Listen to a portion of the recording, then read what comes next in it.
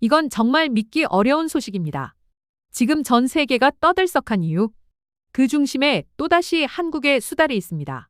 무인 카메라에 포착된 놀라운 장면, 지금 공개합니다. 런던 템즈강에서 수달을 찾는데 10년이 걸렸습니다. 파리 생강은 아직도 실패 중입니다. 그런데 서울 한강에서는 멸종위기종 수달 가족 15마리가 번식하고 있었습니다. BBC 자연 다큐멘터리 프로듀서 제임스 핸더슨은 믿을 수 없었습니다. 인구 1000만의 메가시티, 24시간 불이 꺼지지 않는 도시. 한복판에서 야생동물이 돌아왔다는 보고를 받았을 때 그는 오보일 것이라고 생각했습니다. 하지만 중랑천 무인 카메라가 포착한 장면은 그의 20년 경력을 뒤흔들었습니다. 더 충격적인 건 이것이 정부 예산도 대규모 프로젝트도 아닌 시민들의 손으로 이뤄졌다는 사실이었습니다. 파이프 하나, 돌 하나에 담긴 한국인들의 생태 철학. 지금부터 BBC가 주목한 서울의 기적을 공개합니다. 안녕하세요. 저는 제임스 핸더슨입니다. BBC 자연 다큐멘터리 부서에서 20년째 일하고 있는 프로듀서죠. 지난 20년간 저는 전 세계 도시 하천을 돌아다니며 생태 복원 프로젝트를 기록해왔습니다. 런던의 템즈강, 파리의 센강, 베를린의 슈프레강까지. 그 어떤 프로젝트도 쉽지 않았습니다. 특히 멸종위기종을 도심 하천으로 되돌리는 일은 거의 불가능에 가까웠죠. 템즈강 프로젝트를 예로 들어볼까요? 영국 정부는 2010년부터 수달 복원에 막대한 예산을 쏟아부었습니다. 생태학자 수십 명이 투입됐고 최첨단 서식지가 조성됐습니다. 하지만 10년이 지나도록 수달 한 마리 제대로 정착하지 못했습니다. 가끔 상류에서 떠내려온 개체가 목격될 뿐이었죠. 파리는 더 심각했습니다. 생강 복원 프로젝트는 아예 중단됐습니다. 도시 인구 밀도가 너무 높고 야간 조명이 과도하며 인간 활동이 24시간 지속된다는 이유였습니다. 프랑스 생태학자들은 대도시에서 야생동물 복원은 현실적으로 불가능하다는 결론을 내렸습니다. 그런 제게 2024년 가을 이상한 보고서 하나가 날아왔습니다. 서울 한강에서 멸종위기종 수달 가족 15마리가 자연 번식하고 있다는 내용이었죠. 처음엔 오보라고 생각했습니다. 서울은 인구 1000만의 메가시티입니다. 파리나 런던보다 인구 밀도가 높고 더 많은 불빛이 24시간 도시를 밝히고 있죠. 게다가 보고서엔 더 믿기 힘든 내용이 있었습니다. 이 프로젝트가 정부 주도가 아니라 시민단체의 자발적 활동으로 이뤄졌다는 겁니다. 예산 규모를 보니 턱없이 작았습니다. 템즈강 프로젝트의 100분의 1도 안 되는 금액이었죠. BBC 본사 편집회의에서 저는 이 보고서를 소개했습니다. 동료들도 저와 같은 반응이었습니다. 데이터 조작이거나 과장된 기사일 거라는 의견이 대부분이었죠. 하지만 편집장은 달랐습니다. 그는 직접 확인해보라고 지시했습니다. 솔직히 저는 내키지 않았습니다. 어차피 가봤자 실망만 하고 돌아올 게 뻔했으니까요. 하지만 20년 경력의 프로듀서로서 만약 이게 사실이라면 자연 다큐 역사상 가장 중요한 사례가 될 수도 있다는 생각이 들었습니다. 2024년 10월, 저는 카메라 감독 한 명과 함께 서울행 비행기에 올랐습니다. 기내에서 서울에 관한 자료를 검토했습니다. 인구 밀도, 도시 화율, 야간 조명 지수 모두 템즈강이나 센강보다 불리한 조건이었습니다. 생태학적으로 보면 수달 복원은 더 어려워야 정상이었죠. 비행기가 인천공항에 착륙하기 전 창밖으로 서울의 야경이 보였습니다. 끝없이 펼쳐진 불빛의 바다. 저는 작은 한숨을 내쉬었습니다. 역시 오보일 거라는 확신이 더 강해졌습니다. 하지만 제 확신은 72시간 만에 완전히 무너지게 됩니다. 인천공항에서 서울 시내로 이동하는 동안 저는 창밖 풍경에 압도당했습니다. 고층 빌딩들이 끝없이 이어졌고 도로 위엔 자동차들이 빼곡했습니다. 밤 10시가 넘었는데도 거리는 대낮처럼 밝았죠. 택시 기사에게 한강에 대해 물어봤습니다. 그는 주말이면 수백만 명이 한강을 찾는다고 했습니다. 자전거를 타거나 조깅을 하거나 피크닉을 즐긴다고요. 저는 속으로 생각했습니다. 이런 환경에서 야생동물이 살 수 있을 리 없다고요. 다음 날 아침, 저희는 중랑천에서 사회적 협동조합 한강팀을 만났습니다. 대표는 최종인이라는 활동가였습니다. 그는 60대 중반쯤 돼 보였는데 놀랍게도 전직 IT 엔지니어 출신이었습니다. 은퇴 후 환경 봉사를 시작했다고 했죠. 최종인 활동가는 먼저 현장을 보여주겠다며 저희를 숲풀 속으로 안내했습니다. 사람 허리까지 자란 갈대와 억새를 헤치며 10분쯤 걸었을까요? 강변의 작은 모래밭에 도착했습니다. 그곳엔 희미한 발자국들이 남아 있었습니다. 최종인 활동가는 무릎을 꿇고 발자국을 살폈습니다. 그러더니 이게 수달 발자국일 가능성이 높다고 설명했습니다. 발가락이 5개 보이고 물갈퀴 흔적도 희미하게 남아있다는 거였죠. 저는 솔직히 확신이 서지 않았습니다. 너구리나 다른 동물일 수도 있지 않냐고 물었습니다. 최종인 활동가는 고개를 끄덕이며 그래서 무인 카메라를 설치했다고 답했습니다. 우리는 다시 차를 타고 그들의 사무실로 이동했습니다. 작은 컨테이너 건물이었는데 내부엔 모니터 여러 대와 저장 장치들이 빼곡했습니다. 최종인 활동가는 노트북을 켜더니 영상 파일 하나를 재생했습니다. 화면에 나타난 건 야간 촬영 영상이었습니다. 적외선 카메라로 찍은 듯 흑백 화면이었죠. 처음엔 아무것도 보이지 않았습니다. 그런데 갑자기 화면 왼쪽에서 무언가 움직였습니다. 수달이었습니다. 날렵한 몸통과 긴 꼬리, 그리고 특유의 걸음걸이. 제가 20년간 수없이 본 수달의 모습이 분명했습니다. 수달은 강변을 따라 어슬렁거리며 걸어갔습니다. 그러다 갑자기 멈춰서더니 주변을 살폈습니다. 마치 인기척을 느낀 것처럼요. 잠시 후 화면엔 또 다른 수달이 나타났습니다. 그리고 또 한 마리. 새끼로 보이는 작은 개체들도 보였습니다. 최종인 활동가는 이 영상이 2022년 가을에 촬영됐다고 설명했습니다. 한강 본류와 중랑천이 만나는 지점에서 찍은 거라고요. 저는 화면을 멍하니 바라봤습니다. 이건 단순히 수달 한두 마리가 우연히 지나간 게 아니었습니다. 가족 단위로 서식하고 있다는 증거였죠. 새끼들이 있다는 건 이곳에서 번식했다는 의미였습니다. 최종인 활동가는 계속해서 다른 영상들을 보여줬습니다. 청계천에서 찍은 영상, 여의도 색강에서 찍은 영상. 모두 수달들의 생생한 활동이 담겨 있었습니다. 어떤 영상에선 수달이 강가 바위 위에 올라가 먹이를 먹는 모습도 보였습니다. 가장 놀라운 건 촬영 날짜였습니다. 2022년부터 2024년까지 거의 매달 새로운 영상이 기록돼 있었습니다. 이건 일시적 현상이 아니었습니다. 수달들이 실제로 서울 도심 하천에 정착해 살고 있다는 확실한 증거였죠. 저는 카메라 감독을 돌아봤습니다. 그도 믿기 힘들다는 표정이었습니다. 우리는 지난 10년간 템즈강에서 이런 영상 하나 제대로 못 건졌습니다.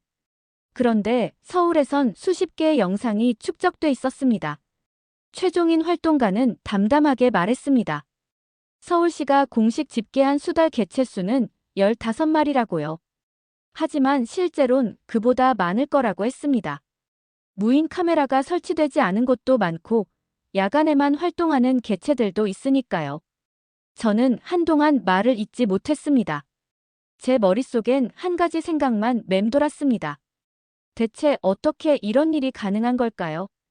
유럽에서 10년간 실패한 일을 서울은 어떻게 해낸 걸까요? 최종인 활동가는 웃으며 말했습니다. 이제 진짜 놀라운 걸 보여주겠다고요. 그건 바로 수달들이 사는 집이었습니다. 다음 날 오전, 저희는 다시 중랑천으로 향했습니다. 이번엔 수달 서식지를 직접 보기 위해서였죠. 최종인 활동가는 등산화를 단단히 묶으라고 당부했습니다. 길이 험하다면서요. 강변을 따라 20분쯤 걸었을까요? 최종인 활동가가 갑자기 멈춰 섰습니다. 그러더니 숲풀 사이로 난 좁은 길을 가리켰습니다. 사람이 다닌 흔적이 거의 없는 동물들만 지나다닐 법한 길이었죠. 우리는 그 길을 따라 강변 깊숙이 들어갔습니다. 갈대와 억새가 사방을 둘러쌌고 발밑엔 축축한 흙이 밟혔습니다. 도심 한복판이라는 게 믿기지 않을 만큼 야생의 느낌이었습니다. 최종인 활동가가 손으로 갈대를 헤치자 작은 공간이 나타났습니다. 그곳엔 파이프 2개가 놓여 있었습니다. 지름 50cm 정도 되는 하수관 같았는데 반쯤 흙에 묻혀 있었습니다. 저는 처음엔 이게 뭔지 이해하지 못했습니다. 그냥 버려진 폐자재처럼 보였거든요. 하지만 최종인 활동가의 설명을 듣고 깜짝 놀랐습니다. 이게 바로 수달집이라는 거였습니다. 그는 파이프를 손으로 두드리며 설명했습니다. 이 파이프는 건설 현장에서 주워온 거라고요. 용도가 끝난 자재를 재활용한 겁니다. 파이프 내부는 수달이 쉴 수 있도록 건조하게 유지되고 입구는 비가 들이치지 않게 각도를 조절했다고 했습니다. 파이프 입구 앞엔 큰 돌 하나가 놓여 있었습니다. 저는 그냥 장식인 줄 알았습니다. 하지만 최종인 활동가는 이 돌에도 중요한 이유가 있다고 설명했습니다. 수달은 돌 위에 배설하는 습성이 있다고 했습니다. 배설물엔 기름 성분이 있어서 돌에 스며들면 오래 남는다고요. 수달들은 이 냄새로 자기 영역을 표시하고 가족 구성원을 찾는다고 합니다. 만약 땅에 배설하면 냄새가 금방 사라지지만 돌에 하면 몇 주씩 향이 유지된다는 겁니다. 저는 무릎을 꿇고 그 돌을 자세히 살펴봤습니다. 표면에 희미한 얼룩 같은 게 보였습니다. 최종인 활동가는 이게 수달 배설물 자국이라고 했습니다. 실제로 이 서식지가 사용되고 있다는 증거였죠. 최종인 활동가는 계속 설명했습니다. 파이프 위에 쌓인 나뭇가지와 낙엽도 우연이 아니라고요. 수달이 천적으로부터 숨고 체온을 유지하기 위해 자연적으로 위장이 필요한데 이렇게 나뭇가지를 쌓아주면 수달이 더 안전하게 느낀다는 겁니다. 저는 물었습니다. 이런 서식지가 몇 개나 되냐고요. 최종인 활동가는 중랑천에만 7곳이 있다고 답했습니다. 청계천과 여의도, 색강에도 각각 서너 곳씩 만들었다고요. 총 20곳이 넘는다고 했습니다. 그리고 더 놀라운 사실을 알려줬습니다. 이 모든 걸 정부 예산 없이 시민들이 직접 만들었다는 겁니다. 주말마다 자원봉사자들이 모여서 파이프를 나르고 돌을 옮기고 땅을 팠다고 했습니다. 저는 템즈강 프로젝트를 떠올렸습니다. 영국 정부는 수백만 파운드를 들여 최첨단 서식지를 만들었습니다. 전문가들이 설계하고 건설회사가 시공했죠. 하지만 실패했습니다. 그런데 서울에선 폐파이프와 주운 돌로 만든 단순한 구조물이 성공했습니다. 예산은 거의 들지 않았습니다. 대신 시민들의 시간과 땀이 들어갔죠. 최종인 활동가는 또 다른 장소로 저희를 안내했습니다. 이번엔 강물과 바로 연결된 작은 굴이었습니다. 입구는 물속에 잠겨 있고 내부는 물 위로 솟아올라 있는 구조였습니다. 이건 수달이 위험을 느낄 때 바로 물속으로 도망칠 수 있게 만든 거라고 했습니다. 천적이 나타나거나 사람이 접근하면 수달은 이 굴에서 바로 물로 뛰어들 수 있다는 겁니다. 물속에 들어가면 천적도 사람도 따라올 수 없으니까요. 저는 이 단순하지만 정교한 설계에 감탄했습니다. 이건 단순히 집을 만든 게 아니었습니다. 수달의 생태를 완벽하게 이해하고 그들의 필요를 정확히 파악해서 만든 거였죠. 최종인 활동가는 담담하게 말했습니다. 우리는 그냥 수달이 살기 편한 환경을 만들어주려고 했을 뿐이라고요. 거창한 기술이나 큰 예산이 필요한 게 아니라 수달의 입장에서 생각하면 된다고 했습니다. 그 순간 저는 깨달았습니다. 유럽과 서울의 결정적 차이를. 유럽은 인간 중심으로 프로젝트를 설계했습니다. 하지만 서울 시민들은 수달 중심으로 생각했습니다. 그게 전부였습니다. 호텔로 돌아온 저는 노트북을 펼쳤습니다. 오늘 본 것들을 정리하고 분석해야 했습니다. BBC 본사에 보낼 중간 보고서를 작성하기 위해서였죠. 먼저 서울과 유럽 주요 도시들의 조건을 비교해 봤습니다. 객관적 데이터만 놓고 보면 서울은 가장 불리한 환경이었습니다. 인구 밀도부터 살펴볼까요? 런던은 평방킬로미터당 5,000명 정도입니다. 파리는 2만 명 수준이죠. 그런데 서울은 1만 6천 명이 넘습니다. 게다가 한강 주변 지역은 그보다 훨씬 높습니다. 여의도나 강남 일대는 평방킬로미터당 3만 명이 넘는 곳도 있죠. 야간 조명 지수도 확인했습니다. 생태학에서 야간 조명은 야생동물에게 치명적입니다. 특히 야행성 동물인 수달에게는 더욱 그렇죠. 서울의 야간 조명 지수는 런던보다 1.7배, 파리보다 2.3배 높았습니다. 소음 수준은 어떨까요?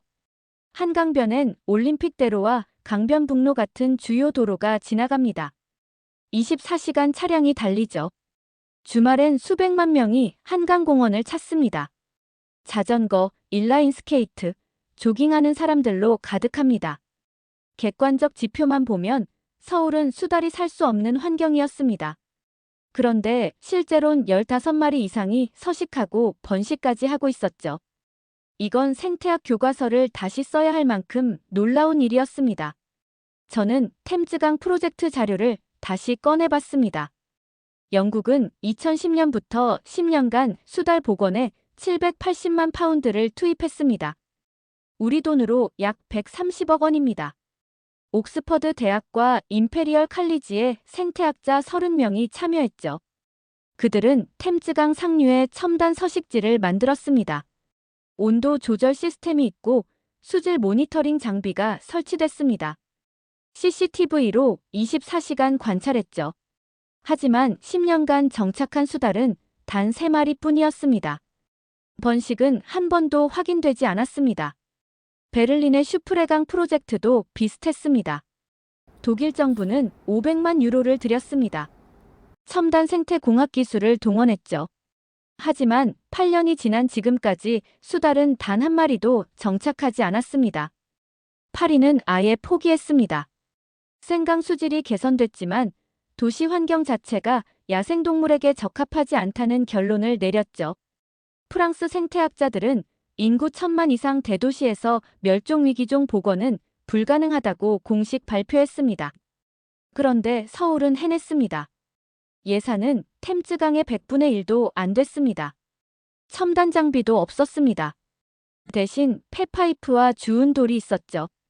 그리고 시민들의 땀이 있었습니다. 저는 최종인 활동가가 설명했던 돌의 이야기를 떠올렸습니다. 수달이 돌 위에 배설한다는 것. 배설물의 기름 성분이 돌에 스며들어 오래 남는다는 것. 그래서 수달들이 냄새로 영역을 표시하고 가족을 찾는다는 것. 이건 첨단 기술이 아니었습니다. 그냥 수달의 생태를 이해하고 그들이 필요한 걸 제공한 겁니다. 너무 단순해서 오히려 간과하기 쉬운 것들이었죠. 템즈강 프로젝트를 돌이켜보니 부끄러웠습니다. 우리는 온도 조절 시스템을 만들었지만 수달이 배설할 돌을 놓는 건 생각하지 못했습니다. CCTV를 설치했지만 수달이 천적을 피해 물로 도망칠 수 있는 구조는 고려하지 않았죠.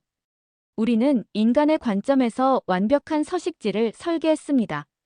하지만 수달의 관점은 놓쳤습니다. 기술에 집착했지만 본질은 잊었던 겁니다. 서울 시민들은 달랐습니다. 그들은 수달이 어떻게 사는지 관찰했습니다. 수달이 무엇을 필요로 하는지 고민했습니다. 그리고 그걸 제공했습니다. 단순하지만 정확했습니다. 또 하나 중요한 차이가 있었습니다. 지속성이었죠. 템즈강 프로젝트는 3년 차에 예산이 삭감됐습니다. 5년 차엔 참여 인력이 절반으로 줄었습니다. 정부 프로젝트는 정치적 상황에 따라 흔들렸습니다. 하지만 서울의 시민단체는 달랐습니다. 최종인 활동가는 2018년부터 6년째 매주 한강을 찾는다고 했습니다. 자원봉사자들이 바뀌어도 활동은 계속됐습니다. 예산이 없어도 멈추지 않았습니다. 이건 프로젝트가 아니라 삶의 방식이었습니다. 저는 보고서에 이렇게 썼습니다. 서울의 성공은 기술이나 예산의 문제가 아니었다고요. 철학과 태도의 문제였다고요. 인간 중심이 아닌 동물 중심의 사고. 단기 프로젝트가 아닌 지속적 실천. 그게 차이를 만들었다고요. 밤늦게까지 보고서를 작성하며 저는 생각했습니다. 20년간 제가 배운 생태학 지식이 얼마나 불완전했는지를요. 진짜 생태 복원은 실험실이 아니라 현장에서, 데이터가 아니라 관찰에서 시작된다는 걸요. 다음 날부터 본격적인 촬영이 시작됐습니다. 저희는 센서 카메라 10대를 준비했습니다. 청계천, 중랑천, 여의도 색강 등 수달 출몰 지점에 설치할 계획이었죠. 최종인 활동가와 자원봉사자 3명이 저희와 동행했습니다. 그들은 이미 6년간 이 일을 해왔기 때문에 어느 지점에 카메라를 설치해야 하는지 정확히 알고 있었습니다. 첫 번째 장소는 청계천이었습니다. 도심 한복판을 가로지르는 이 하천은 관광 명소이기도 합니다. 평일 낮인데도 산책하는 사람들이 많았죠. 이런 곳에서 수달이 산다는 게 믿기지 않았습니다. 최종인 활동가는 청계천 상류 쪽으로 저희를 안내했습니다. 사람들이 잘 가지 않는 구간이었죠. 다리 아래 어둡고 습한 곳에 카메라를 설치했습니다. 수달들이 낮에 쉬는 장소라고 했습니다. 두 번째는 중랑천이었습니다. 어제 봤던 서식지 근처에 카메라 3대를 추가로 설치했습니다. 서로 다른 각도에서 촬영하기 위해서였죠. 최종인 활동가는 이곳이 가장 활동이 활발한 곳이라고 했습니다. 세 번째는 여의도 색강이었습니다. 여의도는 서울의 금융 중심지입니다. 고층 빌딩들이 빼곡하고 밤에도 불이 환하게 켜져 있죠. 그런 곳에 수달이 산다는 게 더욱 놀라웠습니다. 색강은 한강 본류에서 갈라진 작은 물줄기였습니다. 폭이 좁고 수심도 얕았지만 물은 꽤 깨끗했습니다. 최종인 활동가는 이곳엔 수달 쉼터만 만들었다고 설명했습니다. 번식 장소는 아니지만 이동 중에 잠시 쉬어가는 곳이라고요. 카메라 설치를 마치고 저희는 대기에 들어갔습니다. 수달은 주로 야간에 활동하기 때문에 해가 진 후부터가 진짜 관찰 시간이었습니다. 첫날 밤, 저와 카메라 감독은 중랑천 근처에서 대기했습니다.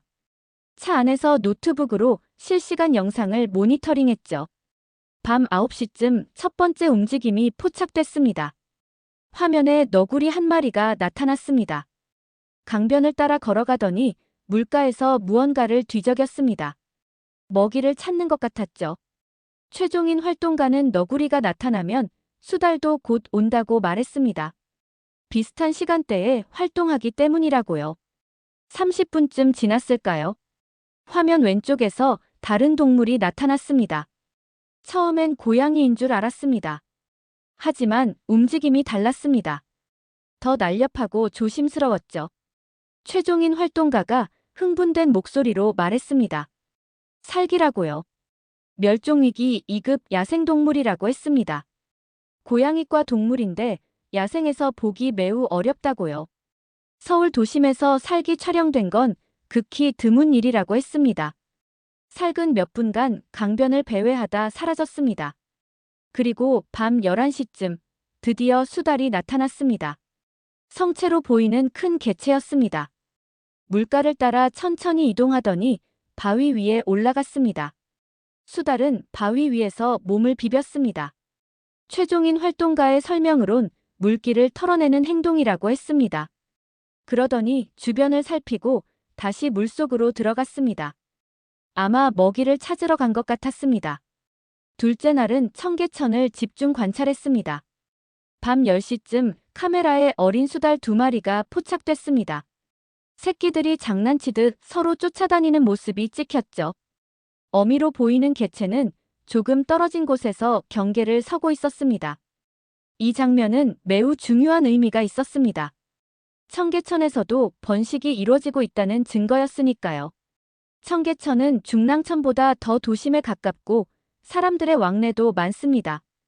그런 곳에서도 수달이 새끼를 낳고 키우고 있었던 겁니다. 셋째 날 밤엔 여의도 색강을 관찰했습니다. 자정쯤 성체 수달 한 마리가 나타났습니다. 최종인 활동가가 만들어둔 쉼터 근처에서 배설하는 모습이 찍혔습니다. 바로 그 돌 위에서요. 저는 그 장면을 보며 감탄했습니다. 최종인 활동가의 설명이 정확했던 겁니다. 수달은 정말로 돌 위에 배설했고 그건 영역 표시의 의미였습니다. 이론이 아니라 실제로 확인한 순간이었죠. 72시간 동안 저희가 포착한 동물은 수달만이 아니었습니다. 너구리, 삭, 백로, 외가리, 심지어 황조롱이까지 10여 종의 야생동물이 서울 도심 하천에서 함께 살고 있었습니다. 특히 놀라웠던 건 생태계의 균형이었습니다. 수달이 있다는 건 먹이가 충분하다는 의미입니다. 실제로 한강엔 붕어, 잉어, 메기 등 다양한 물고기가 서식하고 있었습니다. 수질이 그만큼 개선됐다는 증거였죠. 카메라 감독은 20년 경력이지만 이런 장면은 처음이라고 말했습니다. 대도시 한복판에서 이렇게 다양한 야생동물을 한꺼번에 촬영한 적이 없다고요. 이건 BBC 자연 다큐 역사에 남을 영상이라고 했습니다. 셋째 날 새벽, 저희는 마지막 영상을 확인했습니다. 중랑천 카메라에 수달 가족 5마리가 함께 찍혀 있었습니다. 어미와 새끼들로 보였죠. 그들은 물가에서 물고기를 먹고 서로 몸을 비비며 교감했습니다. 그 장면을 보는 순간 저는 확신했습니다. 이건 단순한 생태 복원이 아니라고요. 이건 도시와 자연이 공존하는 새로운 모델이라고요. 그리고 그 중심엔 한국 시민들의 조용한 실천이 있었습니다. 촬영 나흘째 되는 날, 저는 사회적 협동조합 한강 사무실에서 활동가들과 긴 대화를 나눴습니다. 최종인 활동가 외에도 5명의 자원봉사자가 함께했습니다. 그들의 직업은 다양했습니다. 한 명은 중학교 과학교사였고 다른 한 명은 은퇴한 공무원이었습니다. 30대 회사원도 있었고 대학생도 있었습니다. 공통점은 주말마다 한강을 찾는다는 것이었죠. 저는 가장 궁금했던 걸 물었습니다. 왜 이 일을 시작하게 됐냐고요? 최종인 활동가가 먼저 답했습니다. 그는 2018년 어느 봄날 중랑천을 산책하다가 이상한 발자국을 발견했다고 했습니다. 처음엔 개나 고양이 발자국인 줄 알았는데 자세히 보니 물갈퀴 흔적이 있었다고요. 집에 돌아와 인터넷을 뒤져보니 수달 발자국일 가능성이 높았습니다. 그는 믿을 수 없었다고 했습니다. 서울 한복판에 수달이 살 리 없다고 생각했으니까요. 하지만 호기심이 생겨서 매주 그곳을 찾았습니다. 그러다 어느 날 저녁, 실제로 수달을 목격했다고 합니다. 그 순간 그는 깨달았다고 했습니다. 수달이 돌아왔다는 것. 40년 만에 한강으로 돌아왔다는 것. 하지만 수달이 살만한 환경은 아니라는 것도요. 그래서 뭔가 해야겠다고 생각했다고 합니다. 과학교사인 40대 여성 활동가도 이야기를 보탰습니다. 그는 학교에서 생태 교육을 하면서 항상 아쉬웠다고 했습니다. 교과서에 나오는 동물들을 학생들이 실제로 볼 수 없다는 게요. 그러던 중 최종인 활동가의 수달 이야기를 듣고 반신반의하며 함께 한강을 찾았다고 합니다. 그리고 무인 카메라에 찍힌 수달을 보는 순간 가슴이 뛰었다고 했습니다. 서울에도 야생이 살아있다는 게 감동적이었다고요. 30대 회사원 활동가는 다른 이유를 말했습니다. 그는 어릴 적 시골에서 자랐다고 했습니다. 개울에서 물고기를 잡고 산에서 뛰어놀던 기억이 있다고요. 하지만 서울에 와서는 그런 자연을 잃어버렸습니다. 수달 서식지를 만드는 일에 참여하면서 그는 어린 시절을 되찾는 기분이었다고 했습니다. 흙을 만지고 돌을 나르고 풀을 헤치는 것. 그 단순한 행동들이 위로가 됐다고 합니다. 저는 물었습니다. 6년간 계속하는 게 힘들지 않냐고요. 예산도 없고 보상도 없는데 어떻게 지속할 수 있냐고요. 최종인 활동가는 잠시 생각하더니 대답했습니다. 힘들지 않다면 거짓말이라고요. 주말마다 시간을 내는 게 쉽진 않다고 했습니다. 가족들과 보낼 시간도 줄어들고 취미 생활도 포기해야 했다고요. 하지만 무인 카메라에 수달이 찍힐 때마다 보람을 느낀다고 했습니다. 특히 새끼 수달들을 볼 때면 뿌듯하다고요. 자신들이 만든 집에서 수달 가족이 살고 있다는 게 신기하고 감사하다고 했습니다. 그는 한 가지 더 중요한 이유를 말했습니다. 수달이 전하는 메시지 때문이라고요. 저는 무슨 메시지냐고 물었습니다. 최종인 활동가는 천천히 말했습니다. 수달이 도심으로 온 건 갈 곳이 없어서라고요. 인간이 자연을 파괴했기 때문에 수달이 할 수 없이 도시로 내려온 거라고 했습니다. 한강에 수달이 돌아온 건 기쁜 일이지만 동시에 슬픈 일이기도 하다고 했습니다. 수달이 본래 살던 상류 지역은 이미 댐과 도로로 막혔습니다. 산은 개발됐고 계곡은 오염됐죠. 갈 곳을 잃은 수달이 마지막으로 찾아온 곳이 도심 하천이었다는 겁니다. 그래서 자신들은 수달에게 빚진 것 같다고 했습니다. 인간이 빼앗은 것을 조금이라도 돌려주고 싶다고요. 사방 1m 작은 땅이라도 수달을 위해 남겨두고 싶다고 했습니다. 저는 그 말을 듣고 가슴이 먹먹해졌습니다. 템즈강 프로젝트를 할 때 우리는 수달을 위한다고 생각했습니다. 하지만 실제론 인간의 자존심을 위한 프로젝트였던 것 같았습니다. 우리가 생태 복원에 성공했다는 걸 증명하고 싶었던 거죠. 그런데 서울의 활동가들은 달랐습니다. 그들은 수달에게 빚졌다고 생각했습니다. 미안해했습니다. 그래서 조용히 실천했습니다. 자랑하지도 않고 보상을 바라지도 않았습니다. 은퇴한 공무원 활동가가 말했습니다. 처음엔 수달을 보호하려고 시작했는데 하다 보니 자신이 치유받았다고요. 자연과 함께하는 시간이 삶을 바꿔놨다고 했습니다. 대학생 활동가는 이렇게 말했습니다. 자기는 환경 공부를 하는데 교실에서 배운 것보다 한강에서 배운 게 더 많다고요. 생태학은 책이 아니라 현장에 있다고 깨달았다고 합니다. 저는 그날 오후 늦게까지 그들과 이야기를 나눴습니다. 수달 이야기, 한강 이야기, 그리고 자연과 인간의 공존에 대한 이야기를요. 해가 질 무렵 최종인 활동가는 저를 다시 중랑천으로 데려갔습니다. 그곳에서 우리는 노을을 바라보며 서 있었습니다. 강물이 붉게 물들었고 새들이 둥지로 돌아갔습니다. 그는 조용히 말했습니다. 이 풍경을 지키고 싶다고요. 수달이, 너구리가, 백로가 함께 사는 이곳을 후손들에게 물려주고 싶다고요. 그게 자신들이 하는 일의 의미라고 했습니다. 저는 그 순간 깨달았습니다. 이건 기술의 문제가 아니었습니다. 철학의 문제였습니다. 자연을 대하는 태도, 생명을 바라보는 시각, 그리고 책임을 받아들이는 용기. 그게 서울 모델의 본질이었습니다.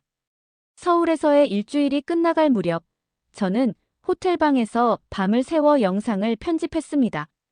72시간 동안 촬영한 수백 개의 클립 중 가장 인상적인 장면들을 골라냈죠. 수달 가족이 물가에서 물고기를 먹는 장면, 새끼 수달들이 장난치는 모습, 삭과 너구리가 함께 포착된 장면, 그리고 시민들이 파이프와 돌로 서식지를 만드는 장면까지 25분짜리 영상으로 압축했습니다. 새벽 4시, 저는 런던 본사에 긴급 영상 파일을 전송했습니다. 시차 때문에 런던은 오후 8시였죠.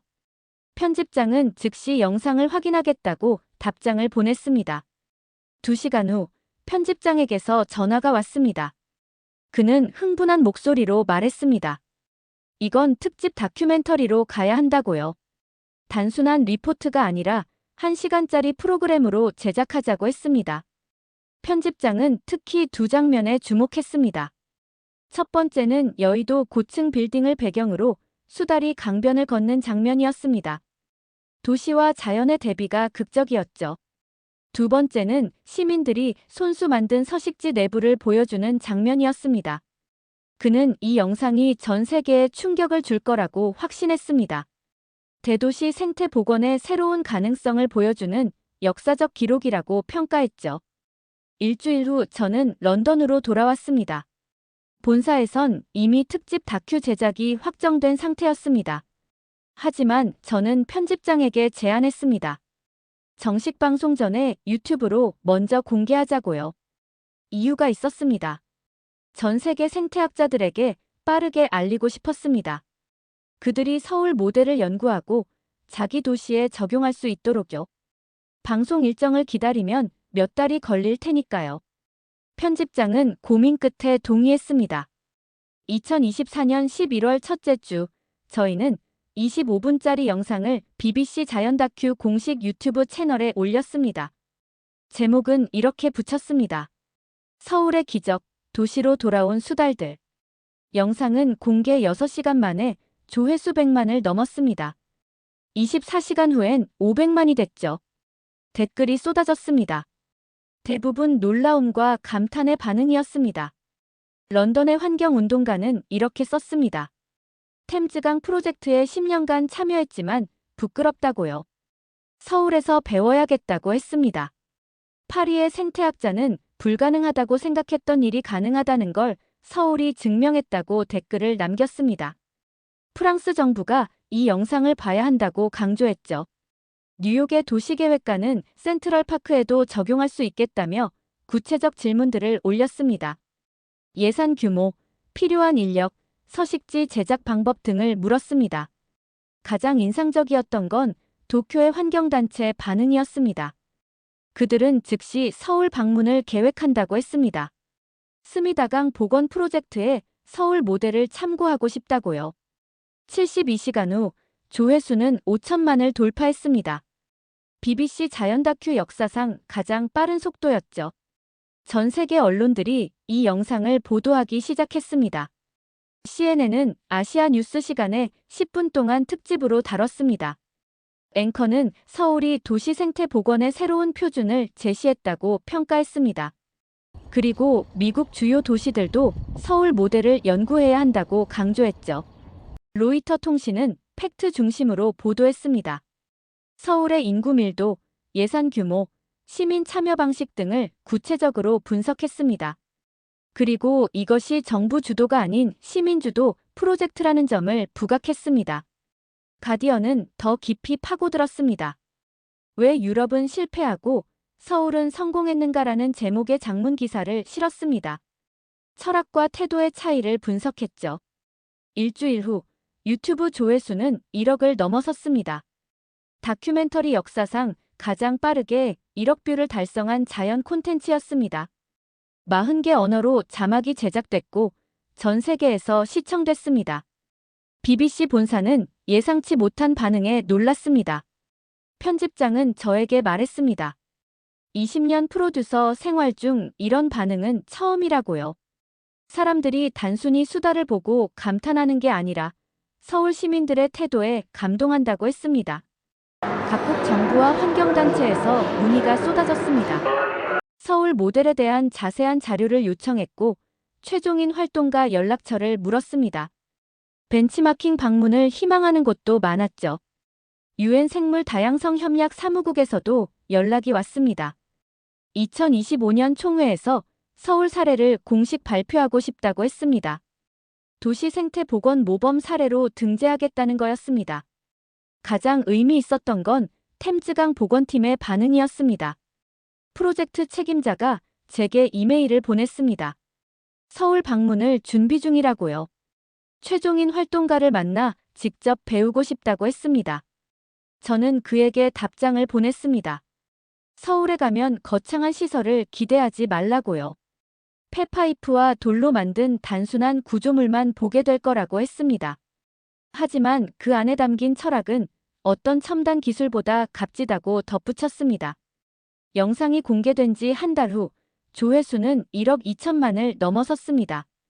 댓글은 50만 개가 넘었고 공유는 200만 건을 돌파했습니다.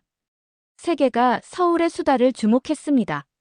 저는 최종인 활동가에게 전화를 걸었습니다. 전 세계가 당신의 이야기에 감동했다고 전했습니다.